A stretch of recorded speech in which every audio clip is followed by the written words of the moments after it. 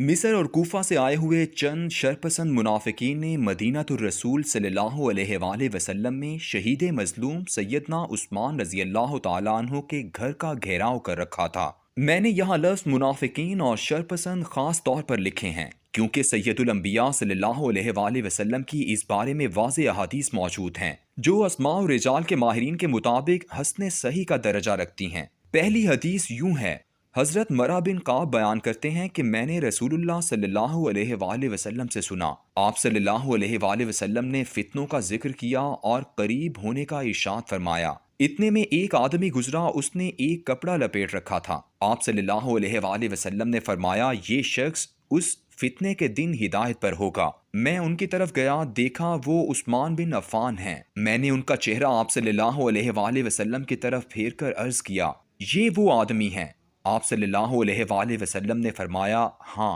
Tirmidhi, इब्न माजा, मिशकात। फितन के उस दौर में हिदायत पर होने वाले सैयदना उस्मान रजी अल्लाह तआला अन्हु को रसूल अकरम सल्लल्लाहु अलैहि वसल्लम ने एक खुसूसी हिदायत की थी। हज़रत नोमान बिन बशीर रजी अल्लाह तआला अन्हु से रिवायत है कि सैयदा आयशा बयान करती हैं कि रसूलुल्लाह सल्लल्लाहु अलैहि वसल्लम ने सैयदना उस्मान रजी अल्लाह तआला अन्हु की तरफ पैगाम भेजा। जब वो आए तो आप सल्लल्लाहु अलैहि वसल्लम उनकी तरफ मुतवज्जे हुए। बातचीत होती रही।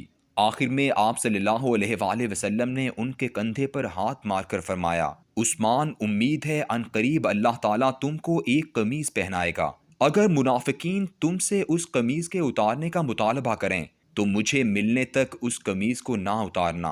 इस हदीस में घेरा डालने वालों को मुनाफिकीन कहा गया और अल्लाह की तरफ से पहनाई गई कमीज खिलाफत है। और आप सल्लल्लाहु अलैहि वसल्लम से मुलाकात, सैयदना उस्मान रजी अल्लाह तआला अन्हु की शहादत। यही वजह है कि ये शरपसंद मुनाफिकीन जब सैयदना उस्मान रजी अल्लाह तआला अन्हु के घर के गिर्द जमा हुए तो मदीने में मौजूद तमाम सहाबा ने इजाज़त तलब की कि हम इनको तलवार के ज़ोर से कुचल कर रखते हैं। लेकिन आप अपनी ज़िंदगी में उस दरवाजे को खुलता हुआ नहीं देखना चाहते थे जिसके बाद फितनों के एक तवील दौर का आगाज़ होना था।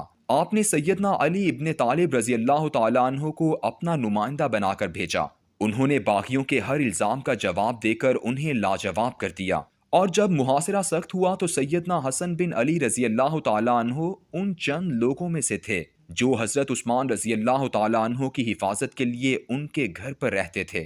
हमले के वक्त इस कदर जख्मी हुए कि उन्हें बिस्तर पर डालकर बाहर लाया गया। शहीद करने की नीयत से जब शरपसंद जुम्मे के रोज अंदर दाखिल हुए तो सैयदना उस्मान रजी अल्लाह तआला अन्हु ने इरशादात नबी सल्लल्लाहु अलैहि वसल्लम की रोशनी में एक ऐसी पेशगोई फरमाई कि जो आज 1400 साल तक मुसलसल दुरुस्त साबित होती चली आ रही है। सैयदना उस्मान रजी अल्लाह तआला अन्हु ने फरमाया, तुम मुझे कत्ल मत करो, मैं तुम्हारा मुसलमान भाई हूँ और तुम्हारा खलीफा भी। फिर कुरान पाक की वो आयत तिलावत की जिसमें हज़रत शुएब अलैहिस्सलाम और हज़रत सालेह अलैहिस्सलाम का अपनी कौमों से खिताब का तज़किरा है। मैं तो इस्लाह करना चाहता हूँ जहाँ तक मेरा बस चले।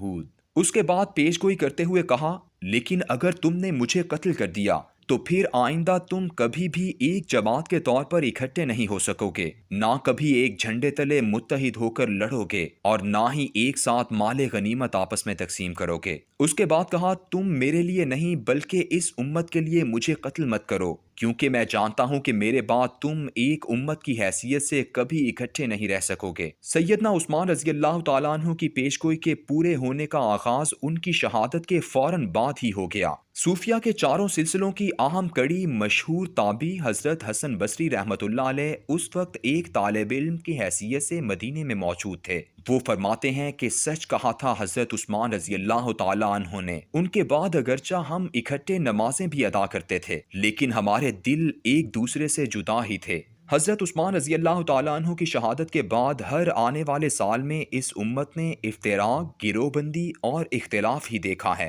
जो तलवारें सैयदना उस्मान रजी अल्लाह तआला अन्हु की शहादत के बाद मुसलमानों की आपस में लड़ाई के लिए न्याम से बाहर निकलीं, आज तक वो वापस ना जा सकीं। आगाज में इख्तिलाफ के बावजूद भी उम्मत के तमाम गिरोह अपने अपने अकीदे, मसलक और मजहब पर कारबंद रहते हुए बहुत कम खून रेजी पर मायल होते थे। सिर्फ फिक्र इख्तिलाफ की तारीख मुरतब की जाए और मुख्तलिफ मसालिक का जिक्र किया जाए तो सिर्फ 5 बड़े मज़ाहिब हनफी, शाफी, मालिकी, हम्बली और जाफरी के अलावा भी لاتعداد گروہ ابھرے، چھائے اور وقت کے ساتھ ساتھ ختم بھی ہو گئے، اور آج بھی لاتعداد گروہ ایسے ہیں جو ہر دوسرے روز جنم لے رہے ہیں۔ اختلاف اگر علم کے حصول اور اس کی تشریح کے لیے ہے تو یہ رحمت کا ذریعہ سمجھا جاتا ہے، لیکن اگر یہ گروہی تقسیم امت میں فساد کا باعث بنے تو یہ سراسر احکام الہی کی خلاف ورزی ہے، جو ولا تفرقو یعنی فرقوں میں نہ تقسیم ہو جانے کا حکم دیتا ہے۔ امت کی اس تقسیم کا قصہ تو 1400 سال طویل بھی ہے اور دل گداز بھی،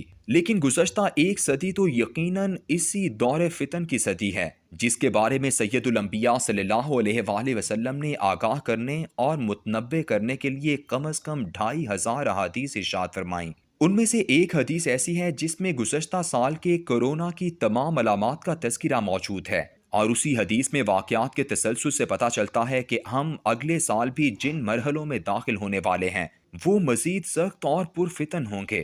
رسول اکرم صلی اللہ علیہ وآلہ وسلم نے غزوہ تبوک کے دوران قیامت تک 6 نشانیوں کا ذکر کیا، جن میں 3 پوری ہو چکی ہیں۔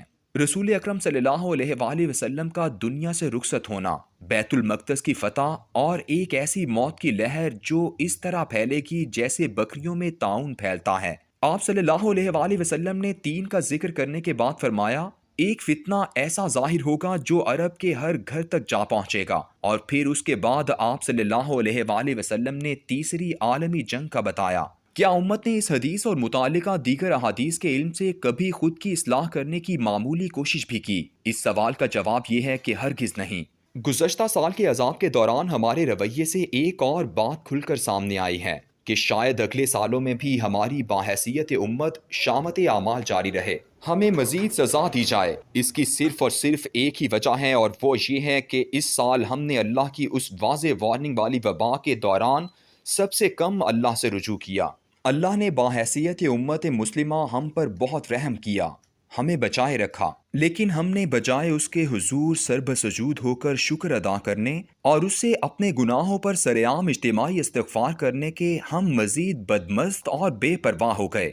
ہماری مسجدیں آباد ہونا چاہیے تھیں، وہ مزید ویران ہو گئیں، اور اس کے مقابلے میں ہمارے جلوس، جلسے اور ریلیاں آباد ہوتی گئیں۔ ہمیں شکرانے کے نوافل ادا کرنے تھے، مگر ہم نئے سال کو خوش آمدید کرتے رہے۔ غفلت کے مارے مسلمانوں پر کیا بیتنے والی ہے! احادیث پڑھتا ہوں تو خوف سے تھر تھر کانپنے لگتا ہوں۔